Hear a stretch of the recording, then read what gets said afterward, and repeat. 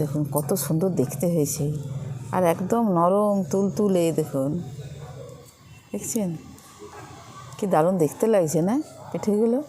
আর দেখুন গুড়গুলো বেশ ভালো দেখতে পাওয়া যাচ্ছে। দেখুন কীরকম হয়েছে পিঠেগুলো দেখতে। ভেতরটা দেখুন কতটা সফট। দেখুন এই দেখুন, আর কি সুন্দর জালিদার হয়েছে। এই উপরগুলো দেখছেন কত সুন্দর জালিদার হয়েছে। এই দেখুন। নমস্কার বন্ধুরা, জঙ্গলমহল ভিলেজ ফুডে আপনাদের সকলকে স্বাগত। বড়দের প্রণাম এবং ছোটদের ভালোবাসা জানাই। আশা করি সবাই ভালো আছেন। আজকে আমি আবার চলে এসেছি আরেকটি পিঠের রেসিপি নিয়ে। তো খুব চটজলদি পিঠেটা বানানো যায়। হঠাৎ করে পিঠে খেতে ইচ্ছে করলে আপনারা এরকম একটা রেসিপি বাড়িতে বানিয়ে নিতে পারেন। খুব কম সময়ে একটা দারুণ সুস্বাদু রেসিপি। তো তখন প্রথমে আমি নিয়ে নিয়েছি এখানে এই বাটির মাপে 1 বাটি সুজি। এই সুজিটা মানে বিভিন্ন রকম থাকে, মোটা দানারও থাকে, পাতলা সরু দানারও থাকে। তো যেরকমভাবেই সুজি থাকুক না কেন, প্রথমেই আমি এই 1 বাটি সুজিটাকে মিক্সিতে ভালো করে গুঁড়ো করে নেব। তো তার জন্য নিয়ে নিয়েছি এরকম একটা মিক্সার জার। এই জারের মধ্যে আমি দিয়ে দিচ্ছি 1 বাটি সুজি। এরপর এই সুজিটাকে আমি গুঁড়ো করে নেব। দেখুন সুজিটাকে আমি গুঁড়ো করে নিয়ে চলে এসেছি। আর দেখুন খুব মিহি না হলেও চলবে, মোটামুটি একটু গুঁড়ো করে নিলেই চলবে। তো দেখুন এরকম গুঁড়ো করে নিয়ে চলে এসেছি। এটা খুব যে মিহি না হলেও চলবে। এরপর এরকম একটা জায়গা নিয়ে নিচ্ছি এই সুজিটা। দেখুন এই বাটির মেপে 1 বাটি সুজি দিয়েছি। এই বাটির মেপেই 1 বাটি দুধ দেবো। দেখুন এই বাটির মেপে নিয়ে নিচ্ছি 1 বাটি দুধ। এটা আগে থেকে ফুটিয়ে ঠান্ডা করে নেওয়া দুধ। আপনাদের হাতের কাছে যদি দুধ না থাকে আপনারা এর মধ্যে পাউডার দুধও মেশাতে পারেন, অথবা গরম জল করে পাউডার দুধটা মিশিয়ে দুধে পরিণত করে নিতে পারেন। তো আমি দিয়ে দিচ্ছি ফুটিয়ে রাখা দুধ।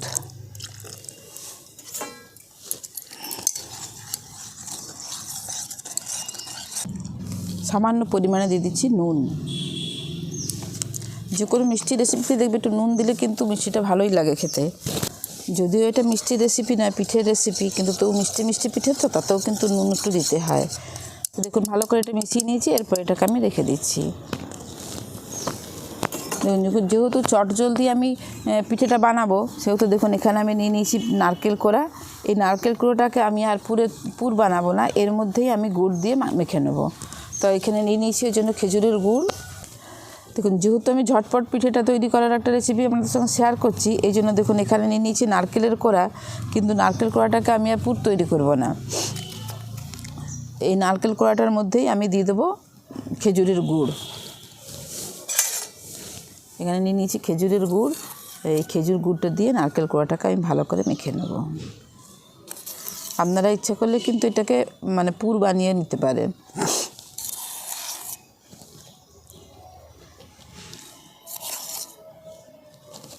এটাকে ভালো করে আমি নারকেলের সাথে মাখিয়ে নিচ্ছি।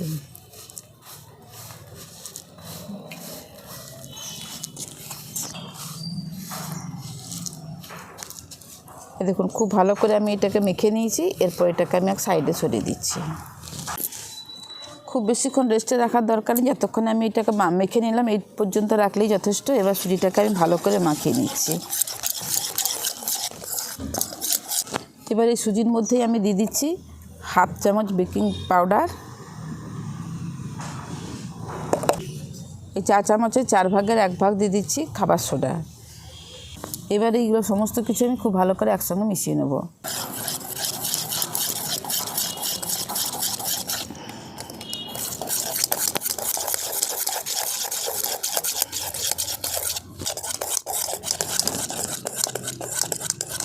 এই দেখুন খুব ভালো করে এটাকে আমি মিশিয়ে নিয়েছি। তৈরি হয়ে গেছে আমাদের পিঠের ব্যাটারটা। দেখুন এরপর আমি এরকম 3টে বাটি নিয়ে নিয়েছি। এই বাটিগুলোর মধ্যে আমি অল্প অল্প একটু তেল ব্রাশ করে নেব।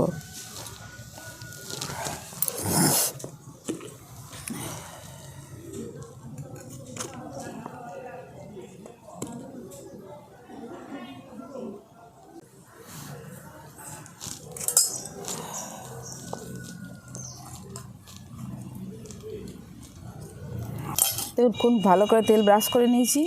এরপর এখানে যে সুজির ব্যাটারটা বানিয়ে রেখেছিলাম, এখান থেকে অল্প একটুখানি নিয়ে প্রথমে আমি এই বাটির মধ্যে দিয়ে দিচ্ছি।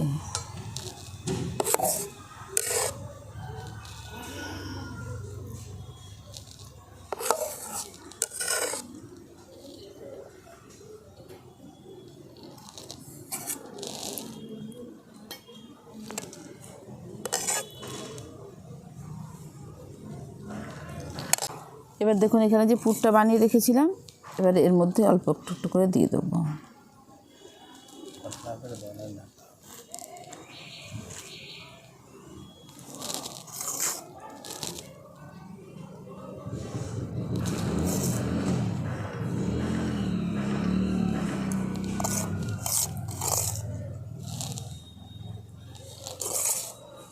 দেখুন পুরটা দিয়ে দিয়েছি, এরপর এর উপরে আরও একটু করে ব্যাটার আমি দিয়ে দিচ্ছি।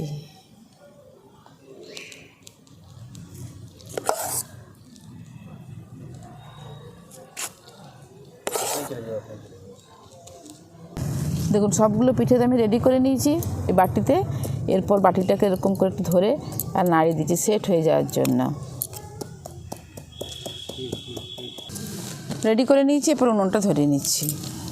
উনুনটা ধরিয়ে দিয়েছি, কড়াটাও বসিয়ে দিয়েছি। দেখুন কড়াতে দিয়ে দিয়েছি জল। এরপর এরকম একটা স্ট্যান্ড নিয়ে নিয়েছি, স্ট্যান্ডটা এরকম উল্টো দিক করে বসিয়ে দিচ্ছি। এরপরে যে বাটিগুলো আছে বাটিগুলো আমি একটা একটা করে বসিয়ে দেবো।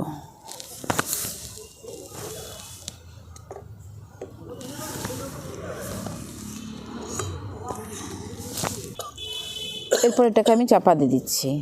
খুব বেশিক্ষণ সময় লাগবে না, এই 10 মিনিটের মধ্যে এটা তৈরি হয়ে যাবে।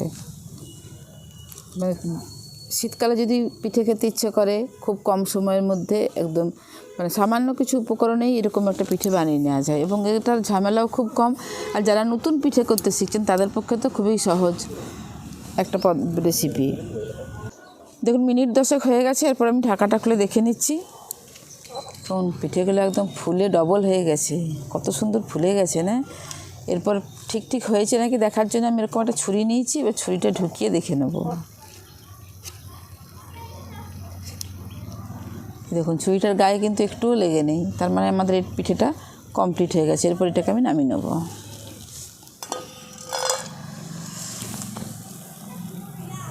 শীতকাল বলে ধরা যাচ্ছে, নাহলে জলটা ফুটছে এখনও, বাটিগুলো ধরে নামানো যেত না।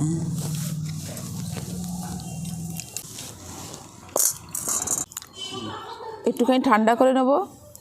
ঠান্ডা করে নেওয়ার পরে আমি এগুলোকে বার করে আপনাদেরকে দেখাচ্ছি কীরকম হয়েছে। শীতকাল বেশিক্ষণ লাগবে না ঠান্ডা হতে। পিঠেগুলোকে ঠান্ডা করে নিয়েছি, এরপর এরকম একটা ছুরি দিয়ে সাইডগুলোকে একটু আলগা করে নেব। দেখুন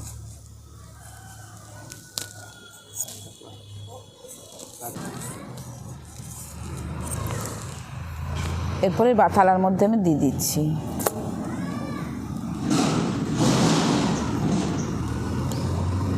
কি সুন্দর হয়েছে দেখুন পিঠেটা।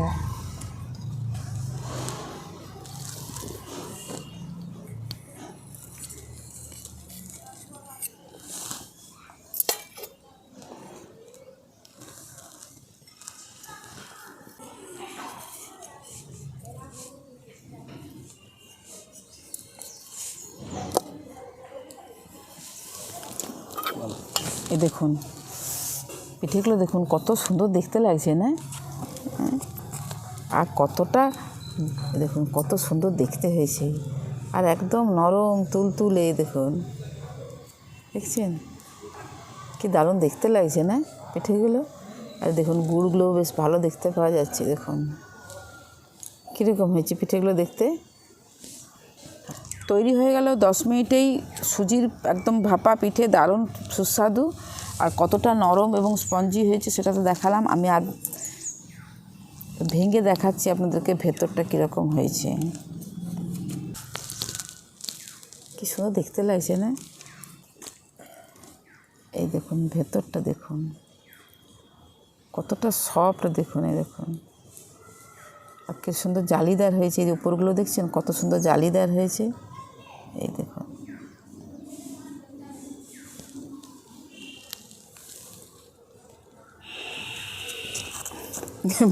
ভেঙে নিয়ে চলে গেলে যে আগেই। দারুণ সুন্দর হয়েছে পিঠেটা খেয়ে দেখি কীরকম হয়েছে। সুপার হয়েছে কিন্তু খেতে, দুর্দান্ত লাগছে, দারুণ সুন্দর। শীতকাল থাকতে থাকতে প্লিজ আপনারা এইভাবে একবার সুজির ভাপা পিঠে খেয়ে দেখবেন দারুণ খেতে হয়েছে। কিন্তু বাড়িতে বানিয়ে খেয়ে দেখবেন, ভালো লাগলে জঙ্গলমহল ভিলেজ ফুড চ্যানেলটিকে লাইক, কমেন্ট, শেয়ার করবেন এবং প্লিজ সাবস্ক্রাইব করে দেবেন। পাশে থাকা বেল আইকনটি প্রেস করবেন সবার আগে নোটিফিকেশান পাওয়ার জন্য। প্রত্যেকেই ভালো থাকবেন, সুস্থ থাকবেন, সাবধানে থাকবেন। আজকের ভিডিওটা আমি এখানেই শেষ করছি। আবার আপনাদের সঙ্গে দেখা হবে পরবর্তী আরেকটি ভিডিওতে।